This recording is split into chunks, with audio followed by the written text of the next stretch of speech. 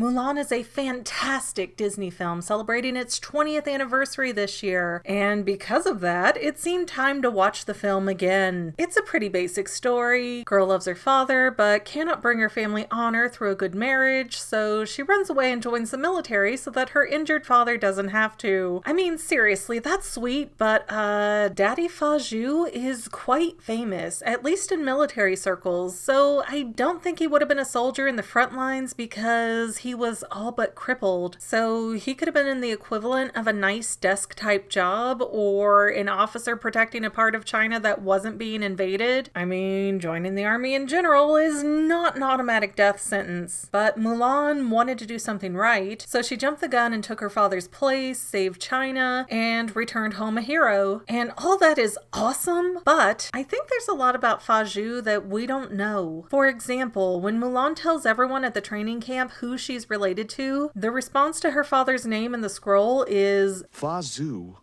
The Fa Zhou? I didn't know Fa Zhou had a son. So not only is Fa Zhou really well known in the military, but important people are actively tracking his children, sort of. Obviously, they readily accepted that they were wrong about Fa Zhou not having a son, but since records weren't the best back then, they probably just assumed it was information they hadn't heard before. This tells us something huge about Mulan's father. He was either a great war hero who was injured in battle, which forced him into retiring, or he was a very well-known higher up, like a general who eventually got injured and retired. Maybe both. It's also really peculiar that, while under the belief that Fa Zhou had no sons, his conscription notice sent him to the training grounds like a noob. This leads me to believe that Mr. Fa was supposed to assist in the training of new recruits. Since Shang had just been promoted to captain, it's likely that his job was going to be training related, while Fa Zhou was the equivalent of a major or higher, and so he would have been supervising the camp and making the big picture decisions. For those of you who don't know, a major would outrank a captain, so it would make sense for a captain, especially a new captain, to do grunt work like training recruits, while someone higher up handled other tactical issues. So being sent to the training grounds proves that Fa Zhou had an upper level position in the military, and that he would have been relatively safe during the war, as there's no sport in taking out trainees. So by Mulan posing as Ping, the camp was hindered in missing an officer, which left Shang unexpectedly alone and unsupervised. Another interesting piece of the Fa puzzle is that Mulan's father tells her, "What beautiful blossoms we have this year.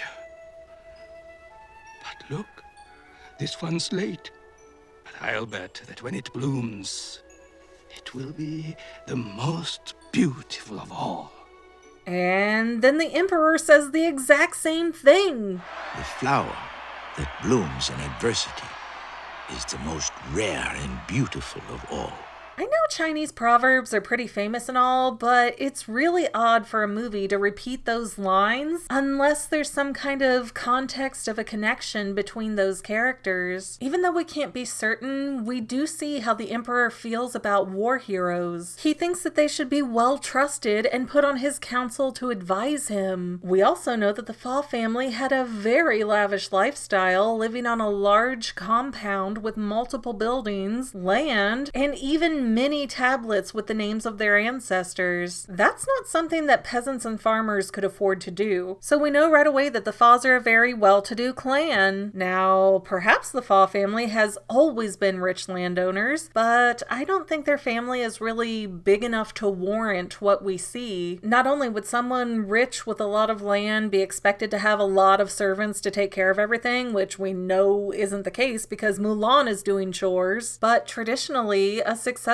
family in ancient China would stay pretty close together, and there would be different little houses on their property that would be filled with tons of relatives, at least more likely than not. Even though Fa Zhou only had one daughter, we should expect to see his cousins and nephews and brothers all living around him, kind of siphoning off the oldest member of the family there. Yet it seems to just be a simple family of 4. Also, fun fact, China had a really interesting hierarchy system where the most valued members of society were the scholars, usually meaning those who could read and write, explaining why Chi-Fu had such an attitude because he believed he outranked Shang's father, and so he should be calling the shots. Then it went farmers, artisans, and merchants, with soldiers not being ranked in the system at all because they were not seen as valued members of a civilized society, which means that a firstborn son like Fa Zhou should not really have any military reputation. That would be all but shameful to his family's status, rank, and wealth, so they would have sent a second or third or fourth son to fill the quota, not firstborn Fa Zhou that's meant to inherit everything. So that means that Fa Zhou probably did not inherit his home, but either built it himself, or it could have belonged to his wife's family, and the land was either part of her dowry, or she was the only one left who could inherit it. It's hard to say for sure because the ancestor tablets are really nice and plentiful, which were super expensive, but one of the spirits say,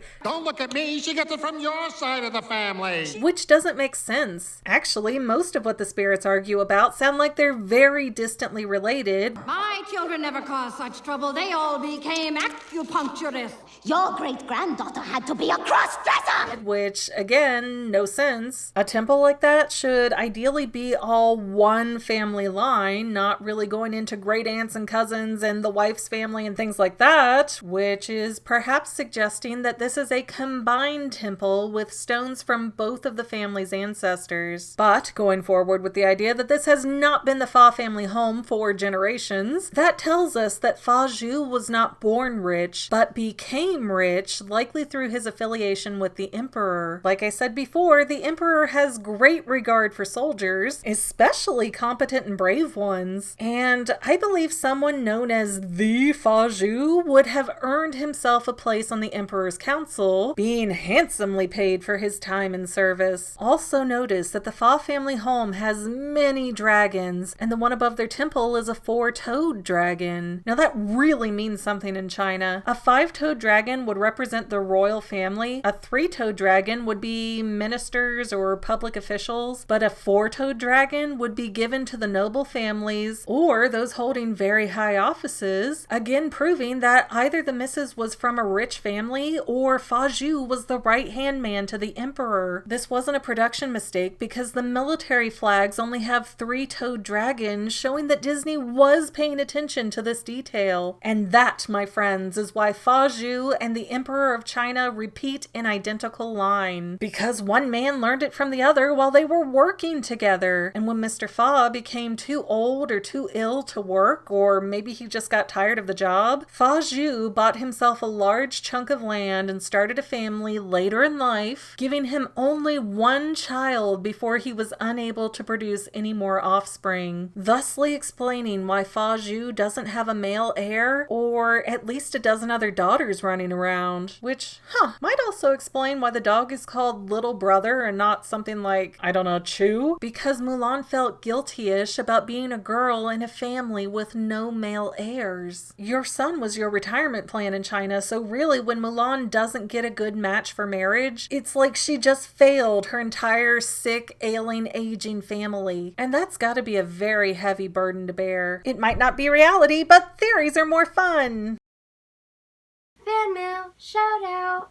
Fan mail, shout out. I owe a special shout out today to Alexandra, who sent me this new digital poster of my logo that she made up to celebrate my 100,000 subscribers. Thank you so much, Alexandra. I love it. I think you did such a nice job with such cute little touches, and I hope to be looking more into your requests soon. And if you'd like to mail me something, I have my P.O. Box address on my main channel page in the About section. I'm not going to put it in the video in case it changes in the future, but it will be in the About section on my channel page on YouTube, so thank you. Well, that's all I have for now, but this video's not quite over yet. I get a lot of comments that say, do a theory on this topic, but I've already done those theories, so please consider going to my main channel page and clicking on the video tab so that way you can see everything I've done. You will probably find a lot of things you like that you never even knew that I posted. I want to let you know that I also have 2 other channels, Say Halo Goodbye Gaming and the